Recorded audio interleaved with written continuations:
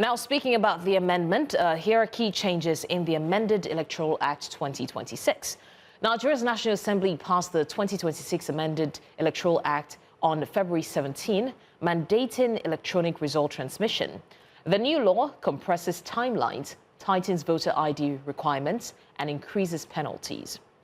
Now, the 2026 Act reduces election notice to 300 days.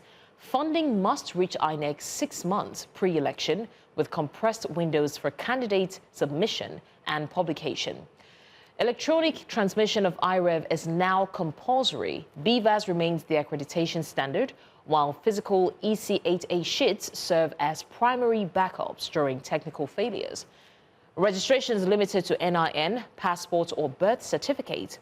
While PVCs are mandatory, voters can now download cards online to prevent disenfranchisement. Indirect primaries are abolished, leaving only direct primaries and consensus. Parties remain autonomous over these modes, though internal guidelines now regulate direct primaries. The amended law introduces a tougher stance on misconduct. Statutory fines and custodial sentences for electoral offences have been adjusted upward from 2022 standards. And now to discuss this, we are joined by CEO TAF Africa, Jake Epelle, and legal practitioner Tunji Abdulhameed. Thank you, gentlemen, for joining us. I would like to start off with Jake. How do you assess the impact of the signed Electoral Act 2026 on the credibility and the transparency of Nigeria's electoral process, particularly with regards to the electronic transmission of results? Sorry. It's unfortunate what happened yesterday. What happened yesterday can only be described as the darkest day of democracy in the history of democratic process in this country. The president was ill-advised. The president took a very insensitive decision that to me, I will describe it as an assault on our intelligence. And he had just rewarded uncertainty and manipulation, whether he knows it or not. And so it's very painful. It is alarming and should not be coming from this president who had represented democracy, represented the agitation for the will of the people to take paramount over and above political expediencies. So it's unfortunate that they did not listen to the will of the people, that these 109 senators and these number of House of Representative members, could come together, including the president, and suppressed the will of the people to their own advantage. It is very unfortunate, but unacceptable, and it has just opened up the avenue to truly and really re-examine this government, whether they mean well for the people. And somebody may consider what I'm saying this morning as very strong statement. They are, and it reflects the yearning of the people. This was just very unacceptable. I'd never expected that President Bola Tinubu would rush into signing this bill to the disadvantage of millions of Nigerians who was asking for him to take a second look. Did they consider the consequences that they had thrown the democratic process into? Did they consider the fact that there's likelihood of crisis at the polling units when political parties will argue whether the network is there or not? Are they aware that politicians are going to manipulate this process? When they did not take their time to explain the process that can be seen as the from EC8A network not being available for transmission of that. They left all that vague. Now they've thrown INEC into another quagmire, into another crisis. Now, is INEC going to come back and reverse themselves from the calendar, the timeline that they have released, you know, with the new law. All right, Jake, it's a let's total constitutional crisis, a legal crisis. Yeah, so, I mean, I want us to even take a look at the Act itself, and let me come to Tunji on that. Now, the Act allows for manual collation of results as a fallback, like Jake has rightly pointed out, in case of technical failures. Do you think that this provision undermines the push for electoral transparency and accountability? Because let's not pretend like we don't know how things are done in Nigeria. And Jake also said that this can be manipulated to anyone's advantage. What's your take on that? I think the what's it called, EC8 form it's to me it's actually even the main collation document. The way it was captured, transmission is just a mere formality as far as I'm concerned. Just like Mr. Gates said, the fact that the will of people have been subverted make me sad in a way, but I'm not surprised that the president signed it. I am of the opinion before now that once you see Mr. Fabio, the Senate President, Mr. Abbas, and the leadership of the National Assembly going in a particular direction, just know that that is the direction of the president. If Mr. President does not have interest in that direction, they will not go by it. So I believe it's an APC agenda as far as I'm concerned, or the presidency agenda as far as I'm concerned. And you see the way it is now. Why was the clamor for this change that we're talking about? The clamor was because of what happened in 2023, where particularly the unfortunate pronouncement by the court. I say unfortunate because the court reimbursed or the position of the INEC, which allowed them to subvert the will of the people, which gave them the opportunity to manipulate by saying there's a glitch. Up to date, we have 3 elections on the same day, House of Reps, Senate, and the presidential election.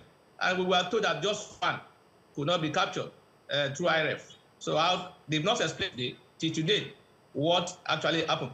So, when the matter went to court, because IRF is not a collection center and is not known to our law. So in view of that, people now say, look, there's a need for us to change our law to correct this mischief. But as it is today now, we are back to that mischief. Because once you give opportunity to INEC, I said it when our 2022 election was ended, when they say it must be as prescribed by the commission, I said at that time that this is an opportunity for INEC to manipulate, and which is what happened. So this opportunity given is an opportunity again for INEC, who wants to do magomago in Yoruba land. That is a manipulation to whatever he wants to do. Because as it is now, I tell you, most of the major polling units will not have network for them to be able to download.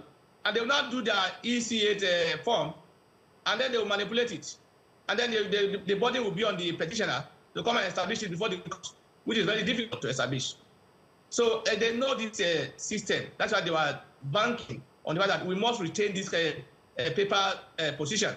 The president said, we are not ready for it, we are not prepared. If that statement were to come from an opposition party or somebody from opposition, the president would have said that person is demarcating the country. Because the president said we don't have infrastructure that can take e-transmission. If that were to be from Atiku or from Mr. Peter or any other person, what they will say is that person is demarcating the country.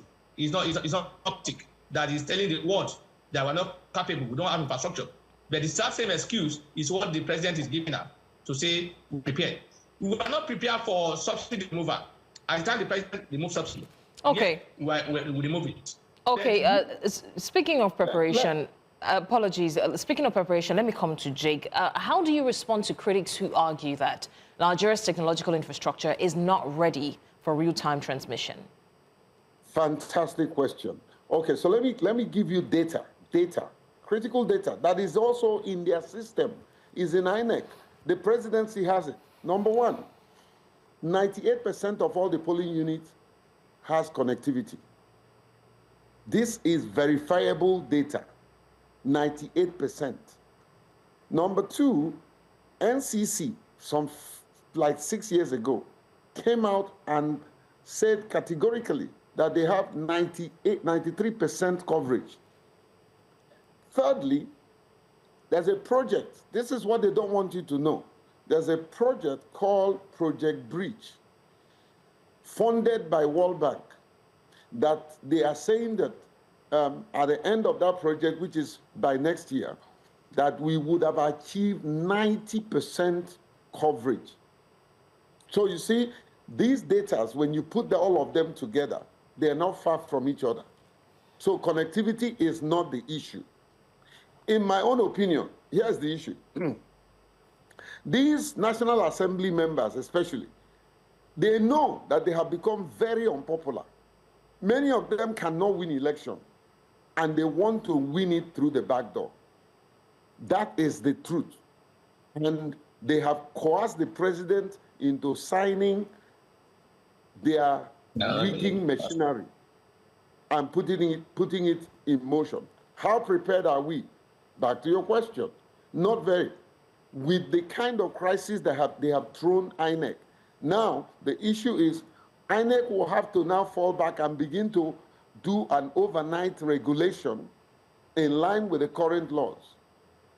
This law was passed yesterday. Yesterday at the critical stakeholders, I asked INEC Rec, I was the first person to raise this question. Are you ready to implement electronic transmission of results in real time? His answer is there. Your reporter was there. He said, yes, that's what we have been doing. As at this morning, I don't think he will answer that. So this issue of we're not sure of network is a fallacy. It's an old playbook. They cannot continue to run by it. It's not true that we cannot achieve connectivity. Here's another thing that they have not explained to us. If you upload from EC8A and there is no so-called no network, okay? There is no so-called no network. That IREV is designed in such a manner that once there is network, if you move maybe 2 poles, 3 poles from that, and there's network, automatically it will transmit itself. Now they are silent on that. That is not going to operate because once they say there's no network, whatever is on that form is signed off and considered as a, however, is subject to being doctored. They can change figures. They can even bring out another form.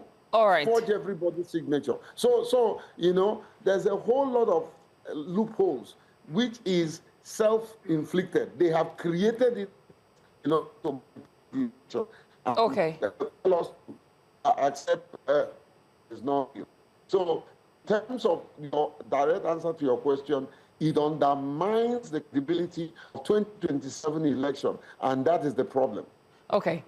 Thank you, Jake, for that. Tunji, what are the implications of the Electoral Act 2026 on the powers of the Independent National Electoral Commission to conduct free and fair elections? And I'd like for you to answer this very, very quickly in a few seconds.